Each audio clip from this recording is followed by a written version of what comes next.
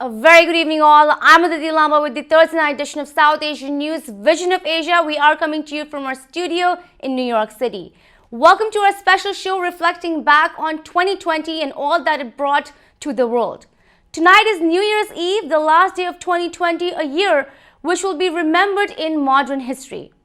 A year that taught us the value of human life and the pain behind losing a loved one. 2020 has been long and exhausting. No one had imagined the perils and disruptions it would bring. The year saw a pandemic which isolated and confused us all while bringing in so much devastation with it across the world, to a massive civil rights movement and a highly contentious president election like never before.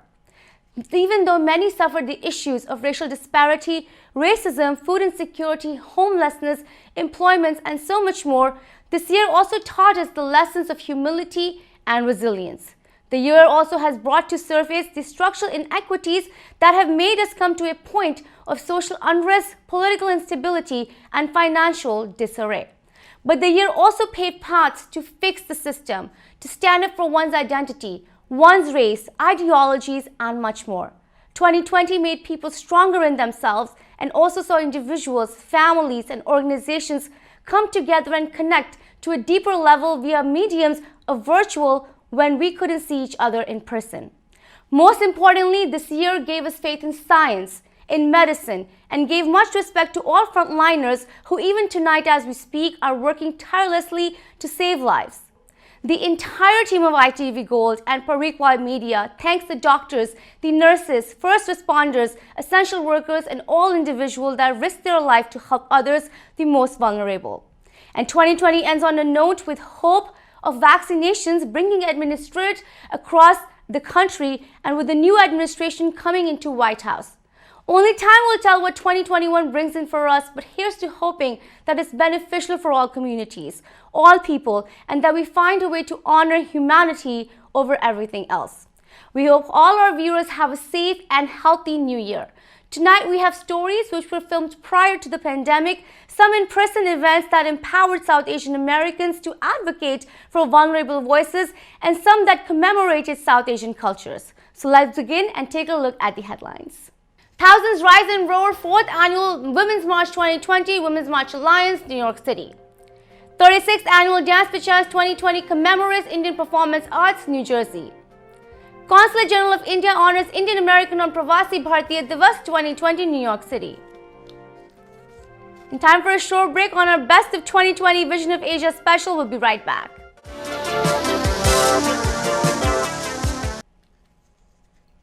And welcome back. I am Aditi Lamba and this is Vision of Asia Best of 2020 before the pandemic hit the nation.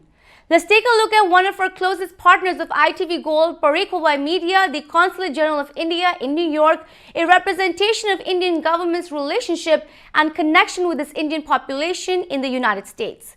The Consulate General of India in New York recognized members of the Indian American community on the occasion of Pravasi Bharatiya Divas, organizing a grand event at the consulate's premises. The purpose of celebrating Pravasi Bharatiya Divas is to recognize the overseas Indians who have contributed to the development of India and was first celebrated in 2003. Here are the highlights.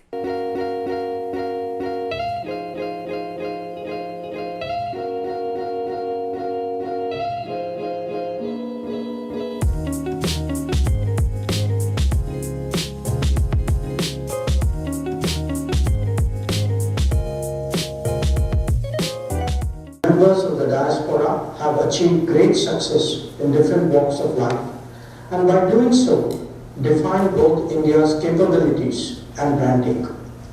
They are as prominent in the world of American technology and British healthcare as in Canadian services, European politics, or African entrepreneurship. Once again, I just want to reiterate what our External Affairs Minister was saying, is that we are open to ideas and suggestions. Please reach out to us. Some of it could be implemented by us here in the consulate, and some of us we can refer to New Delhi, to our minister to implement. One such initiative is right here in front of you. It is initiative of this consulate. It's called Pravasi Mitra. It has been designed in the consulate by us It is now acting as an important tool for the consulate to interact with the community. When you have any issues, we are asking people to use Pramit to connect to us, because you will understand that it is impossible to respond to phone calls or emails or text messages or WhatsApp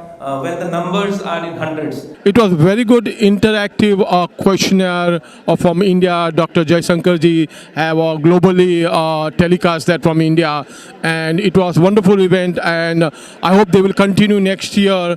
And it is a great way to get together globally and ask the question regarding the NRI issues, question and concern, and greatly done this event by our CJS office. So I want to wish you everyone happy Bharatiya Pravasi Day. Thank you. All kinds of options are there. Women in distress, people who need support, or you want to connect to attend a function in the consulate. All kinds of options are there. It has been developed in-house in the consulate. So I strongly encourage you to use this application, and you are all leaders in your own way in your communities. If you share this information with everybody, I think it can become a very powerful tool to connect the community with the consulate. Every year, Government of India celebrate Pravasi Bharatiya Divas on 9th of January. We are very privileged to be here, and the gathering was addressed by our Honorable Foreign Minister Sri Jaisankarji, and it is very proud moment for all of us living here in New York. On behalf of Government of India, CGI New York, our own past President and Trustee Ankur Vaid will be honored for his community service, and we are looking for to more work with Consul General of India, New York. Jai Hind. I want to thank my fraternity brothers from FIA and the community members here. Of course, my wife, who plays a role of being a mother of three, myself and my two children. So, so she has her hands full. So thank you to my wife, my parents, and my FIA fraternity. And it's a good thing that CG chose to give out to 20 people. Otherwise, it would have been tough to pull people out on -8 degrees here in the morning. I can almost guarantee you that if you had 10 awards, the hall would be probably half full. I want to personally thank the FIA fraternity, all my brothers and sisters in FIA who have put their trust in me for the work that FIA does. I also want to thank my family, my wife Karishma, and my parents and my children for their support in making a difference in the community through the platform of FIA. I want to thank viewers of ITV and Parikh Worldwide Media, who has been fundamentally at the core of FIA activities and has supported FIA throughout the years. Thank you, ITV Parikh Worldwide Media, for your support. The 36th Annual Dance by Chance competition was presented by Federation of Indian Associations, FIA, Tri-State at the Patriots War Memorial Theatre in Trenton, New Jersey. Featuring prominent South Asian schools of dance and academies from the state of New Jersey, the great competition featured over 500 participants in multiple categories. A signature annual event of FIA, Dance by Chance aims to truly empower community with South Asian heritage and culture, presenting majorly through performance arts in dance and music. Along with the great performance acts, the event also saw the oath ceremony of the new 2020 Board of Federation of Indian Association with President of the Year, Mr. Anil Bansal. It was surely a dance competition which brought the best of Jersey on the stage with several heartwarming themes from Indian patriotism to environmental causes and others. Here are the highlights.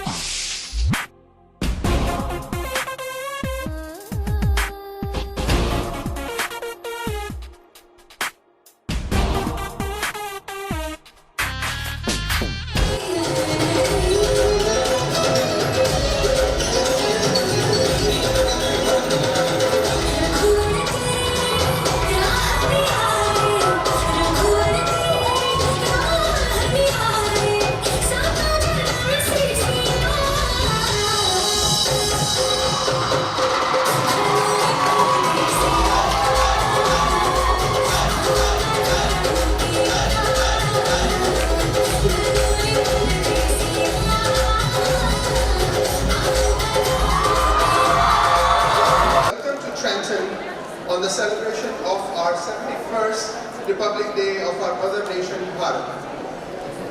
It's wonderful to see so many children participating in our Dance with Chance program. I want to commend their parents for encouraging them and keeping our culture and tradition alive.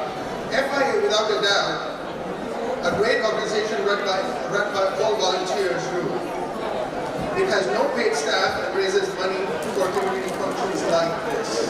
2019 was truly a great year for FIA. I would like to know how you're feeling right now about 2020 Dance with Chance and the amount of talent and the bar you guys have raised this year. So we are very excited. There's 600 participants. We have 1,480 tickets sold. And I think we would have done more if the weather was cooperative, but be that as it may, I think it's a full house, packed event, great food. I think we have a very good support from our sponsors, from the community, and I think the kids, our next generation of tomorrow, put a fabulous show. So I want to congratulate all the kids who participated and their parents who have supported this cause and have been behind them. So a big shout out to the parents and the children. Keep up the great work, make us all proud. The whole diaspora is behind you, and we are proud Indian Americans. Keep us shining like this. I can tell you that we have a 2-day event coming up. I can tell you we are going to attempt a Guinness World Record, and I can tell you that we are building a huge float, which will be one of its kind.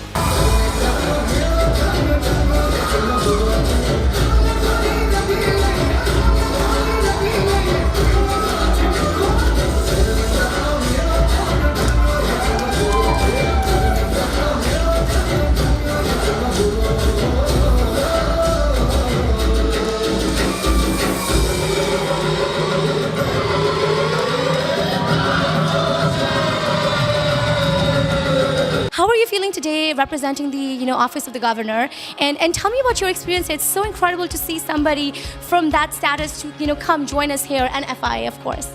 Of course. So everyone's done a great job today. I know I was just sitting there and I was getting flashbacks of all the Bollywood movies that I used to watch growing up. One thing I will say is that all the kids did a phenomenal job. There's no way I could have done that when I was their age. It's a great experience to not only be here representing the office of the governor, but it's also an honor to be, working in the front office. The governor from day one has always been super inclusive of every single community. And he always says that our strength is in our diversity, especially in the state of New Jersey. So, to be here, as an American of Indian origin, it's phenomenal. We're so grateful for the invitation, and everyone's doing a great job. FIA put together a very phenomenal program, so it's just nothing but happiness. I would like you to share with us what you thought of the talent represented and the abundance of dancers and dance passion we saw today. Thank you, Aditi. Thank you, everybody. And it was a pleasure and honor to be the judge for the second time over. Being a scientist and a dancer by profession and taking it all over the world, I know it takes a lot to bring it here. And what I saw this year from the other year was the sheer number of participants that are there, and also like the content. It is becoming so much more mature, and it is becoming more and more about the issues that we are actually facing in the society. And it's not just about looking pretty on stage or doing a good job, but it's also having a message. And that was the biggest part for me that I loved about the entire program this time. Everybody had a message, they had something to say, and they said it beautifully.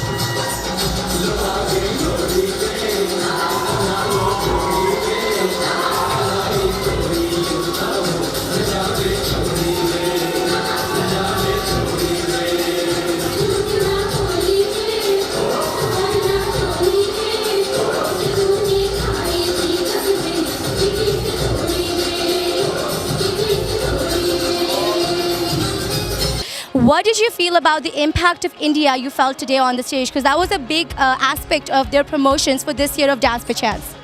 Dance for Chance, I really congratulate all the participants, students, parents, everybody who really takes such a great effort and bring the children and make them learn our culture. Today is 25th. We are going into 26th January, our Republic Day. And I think a lot of performances had that as a theme. And that's one of the great things. I mean, they really appreciate it. They connect with our country. And one thing for FIA, I need to thank them for inviting me as a judge, as I was the pioneer of starting this competition about 17 years ago. And on their 50th year celebration, they invited me as a judge, and I really appreciate that. Thank you very much, FIA, and I go a lot. Time for another short break on our Best of 2020 Vision of Asia special. We'll be right back. Welcome back. This is Vision of Asia, Best of 2020, and I am Aditi Lamba. We are showcasing tonight stories of empowerment in 2020 prior to the pandemic beginning in the nation. Let's take a look at highlights from the 4th Annual Women's March organized by the Women's March Alliance in New York City at the Columbus Circle. Counting the tradition of marching for justice and equality, this year saw thousands of women and men and children come out to New York City with the theme of Rise and Roar, a call for justice, peace, change, and equality. We were proud to be the representative of South Asian media at this rally, which saw all diverse backgrounds, pioneer leaders, and well-known activists come together and advocate for reproductive rights, equal rights, and liberty for all, with the message that future is female. Here is the story. Impeached, presidential overreach, laws are breached, Trump's impeached, presidential overreach. Thousands and thousands of women. It is a really cold day here at Columbus Circle in New York, but people have come out. You really were very strong in the terms of making it for women empowerment, for really standing out. How are you feeling today? And to see such a diverse crowd be represented, to really have that voice for women, what does that mean for New York, and what does that mean for you? It's extraordinary to have so many women coming out across race and gender and class, so many people coming out to support the cause of women. I mean, there are some serious issues in our society, and it feels like we're going backwards in terms of women's rights and equality. And it's really important that we come together and that we stand up together in a unified way to lift up our voices and demand what is right. 2020 is a really prevalent year. We are talking about elections. We're talking about a lot of representation. A lot is on stake, especially for people that really want to advocate for equal rights and justice. Where is your place in this? How are you advocating for that for this year? And for our community, immigrant voices are very important, and women of color are very important. What do you have to say in that regard? Yeah, so I personally am actually running for mayor of New York City in 2021. But before that, we have to actually get through 2020. It's really important for women to come together across all classes, and particularly across race. We are struggling with inequality and disparities across the board, but the reality of it is that those disparities are not reflected equally in communities of color, for women of color. And so I think if we prioritize those of us who are struggling the most and who are the most marginalized, it is actually true that a rising tide lifts all boats. If we take care of each other, if we come together across all of those issues and take care of each other, together our power is so strong, and we can make such a difference, but we have to come together. And that was part of my message today, really the need for us to lift up the women who need it the most, and the fact that once women do better, actually women take care of their families and women take care of their communities. What I'm holding is my side, and it's very important what I say on this, is because people don't listen to people like me because I'm Muslim, and they think that we are terrorists. So I believe that we need a change from all of this stuff, and we deserve an equal chance as other people, and as well as people who are discriminated because of their race and other religions, and sometimes because they might look different.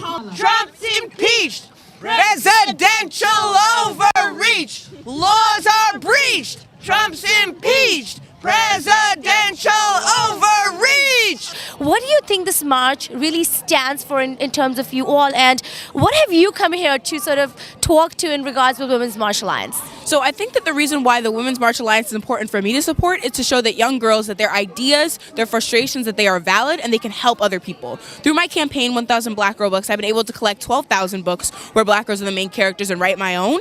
And I don't want my story to be just an exception and say that only Marley can be great, only Marley can make change. But I want to show to the young girls out there that it did start with just my idea. It did start with just something I wanted, a story I just wanted to tell.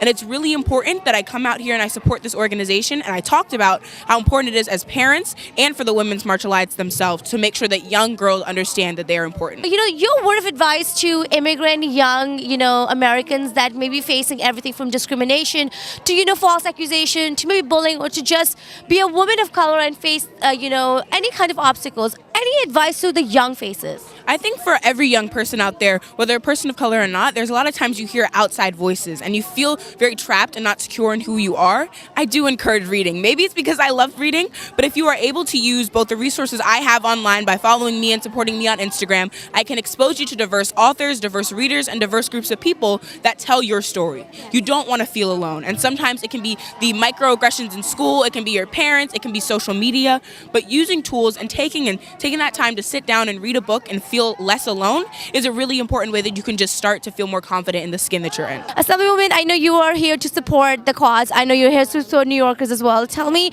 how you're feeling and how important it is that we see this amount of women even in this weather in New York City. First of all, it's a cold day in New York City. I'll tell you that. It's a cold day. But look at this crowd.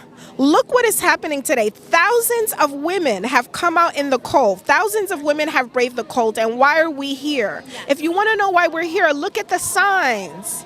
Women are the one who are keepers of our homes, our communities, our jobs. Every corner of this society, women are the one doing the work. So today is important because women need to band together. This is a march of unity. And that is why we're here, and we're saying no to war. We're saying no to sexual violence. We're saying no to misogyny. We're tired of the world, doing certain things at our expense. What is on agenda for you for this year in terms of really, advocating women of all communities? 2020 is a really important year. We're just here to sort of get some, views on how the public viewing us right now should sort of look at this year, sort of advocate their thoughts and opinion, especially again for women. How should we come out in numbers, and your agenda especially, I would love to know. Well, I really appreciate you asking that question because one of my top priorities for this year is economic empowerment. And if I may be honest, when we talk about economic empowerment, we're talking about most of the time women-led households. Yes. We're talking about women being able to support their families, women being able to work, women being able to pay their bills, women being able to start a small business, women having opportunity. And we're talking about poverty. We're talking about housing justice. So when I look at my community, I see women's faces attached to all of the problems which have been plaguing our community for many years. And when we empower that one woman, when you make sure that one woman is okay, that she can feed her family, that she can pay her bills, that she can work, that she can live with dignity, then you have restored an entire community. What do you have to say your experience has been as being the chief, diversity officer, and also, what matters to you in terms of your position and how you are sort of advocating that voice, especially when you are showing support to Women's March Alliance and making it very clear that we are here for everyone? Listen, I come in the office, I work every day with the controller to ask one question: are women and people of color sitting at the table? Yeah. And we look at the C-suite, we look at whether the buying power of government is being utilized to make sure that we are building wealth. Yeah. And we ask those hard questions through the lens of finances. And I think one of the most amazing parts of this job is that not only are we advocating, but we are seeing. Well, this wraps up our show for the night. Please send us your suggestions and get your voices and organizations on our show. Email us on events@itvgold.com or follow us on Facebook @itvgold. You can also subscribe to our YouTube channel for free access to many of our popular shows. Thank you for joining us tonight from Queens, New York. This is Vision of Asia, and I am Aditi Lamba. Have a very happy and healthy New Year 2021.